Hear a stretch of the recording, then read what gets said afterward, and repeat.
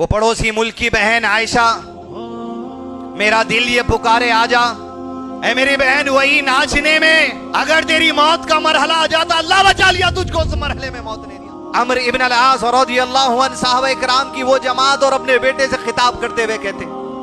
मेरी जिंदगी का वो मरहला भी गुजरा जब अमर इब्न अल-आस मक्के में कुरैश के कबीलों में वो आदमी था जो मोहम्मद रसूलुल्लाह सल्लल्लाहु अलैहि वसल्लम के खिलाफ भड़काने में सबसे आगे रहा करता था। आप सल्लल्लाहु अलैहि वसल्लम के खिलाफ में खुतबे देने में, कुरान से रोकने में, हदीस से रोकने में, दीन से रोकने में, ईमान लाने वालों के दुश्मन बन जाने में, लोगों के खिलाफ करने में, अल्लाह की दीन के खिलाफ करने में, अल्लाह के रसूल के खिलाफ करने में सबसे आगे मैं रहता था। अमर इब्न अल-आस गवाही देते और मेरी कैफियत तो ये थी कि सारे मक्के के अंदर अगर कोई दिल था कि जिसके दिल में मोहम्मद सल्लल्लाहु अलैहि वसल्लम के कत्ल के शोले अगर गूंजते, वो अमर इब्न अल-आस का दिल था कि मेरा दिल चाहता कि जब मोहम्मद मेरे हाथ को लगते मेरे हाथों से उनका कत्ल हो सल्लल्लाहु अलैहि वसल्लम। मेरे जिंदगी के मरहले को सोच कर रो रहा हूं बेटे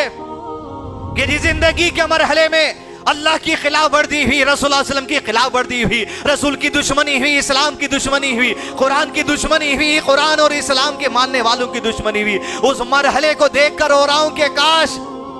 कि अगर अमर इब्न अल-आस को वो दुश्मनी वाले जिंदगी के हिस्से में मौत हो जाती, लिख ले ये बात, तेरे बाप को उस वक्त जहन्नम मिल जाती थी। लेकिन अल्लाह की नेमत हो गई कि अल्लाह ने उस मरहले से निकाल दिया। ये जिंदगी का पहला मरहला है अजीज दोस्तों हमारी। अभी कई लोग होंगे जो जिंदगी के इस मरहले में होंगे और कई लोग हैं हम में से अल्हम्दुलिल्लाह खुद में जो इस जिंदगी के मरहले से अल्लाह सलामती से निकाल दिया। अगर उन दिनों में, अकीदे की उन बर्बादियों में, इबादतों की उन बर्बादियों में अगर हम में से किसी को मौत आ जाती तो कहां ठिकाना था।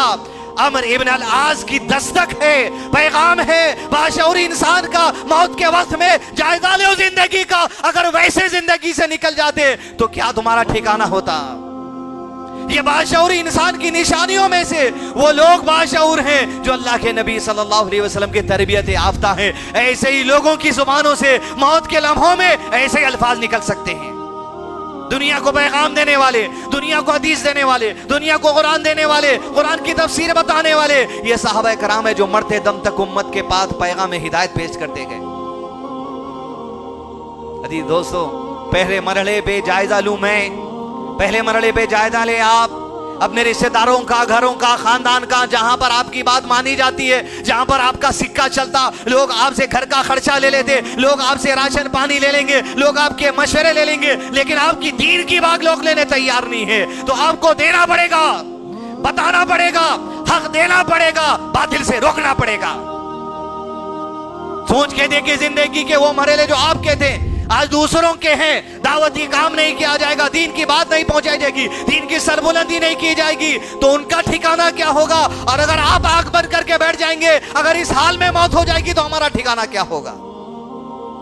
वो पड़ोसी मुल्क की बहन आयशा, मेरा दिल ये पुकारे आजा, न जाने कितनी लड़कियां उसके बाद मुतासिर होकर अपना टिकटॉक उस पर बनाने लगी, अपने 30 सेकेंड्स के 200 रील्स उसके ऊपर बनाने लगी। ऐ मेरी बहन वही नाचने में, अगर तेरी मौत का मरहला आ जाता अल्लाह बचा लिया तुझको, उस मरहले में मौत ने दिया, अल्लाह तुझे हिदायत दे दे। और वो लड़कियां और वो लड़के जो उससे मुतासिर होकर उसी तरीके से अपने नाच, अपने बदन, अपनी नुमाइश को, अपने बालों को, अपने मेकअप को, अपने जेवर को गैर महरम दुनिया भर के अंदर जो आम कर रहे हैं, याद रख लो यही मरहले में अगर मौत आ गई तो अल्लाह के लिए करीब क्या तुम्हारा ठिकाना होगा। यकीनन वर्ल्ड कप चल रहा है, फिटनेस चल रहा है, गेम चल रहा है, लेकिन ये दीवानगी, ये पागलपन, एक गोले के पीछे, एक बैट के पीछे, ये पागलपन में अगर मौत हो जाए तो अल्लाह के करीब क्या ठिकाना होने वाला है। तसव्वुर